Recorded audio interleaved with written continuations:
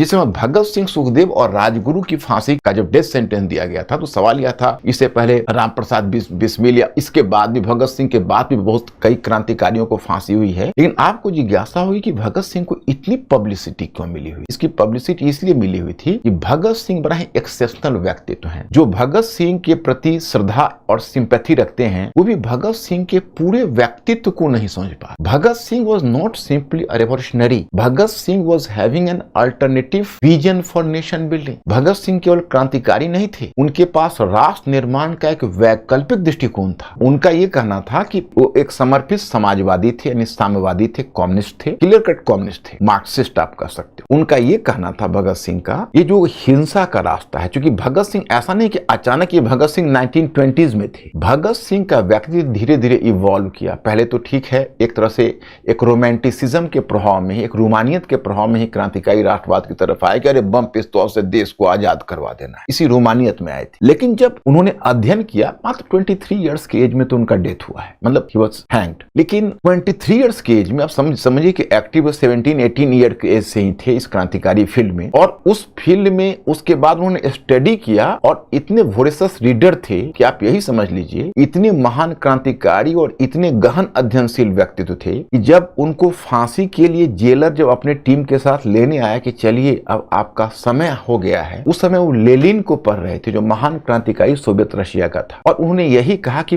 5 minute रुक जाइए, एक क्रांतिकारी अभी दूसरे क्रांतिकारी से मिल रहा है। मतलब लेनिन की पद्धति पर, मतलब उनकी यात्रा केवल देश को आजाद करने तक नहीं थी, उनकी यात्रा थी राष्ट्र बनाने तक की, नेशन बिल्डिंग तक की। और उनका मानना था कि भारत में एक ऐसा राष्ट्र बनना चाहिए जिस राष्ट्र में केवल जमींदारों और पूंजीपतियों की भूमिका नहीं हो, उस राष्ट्र में मजदूरों और किसानों की भी इक्वल भूमिका हो। मतलब वो चाहते थे समाजवादी मूल्यों पर राष्ट्र बनाना।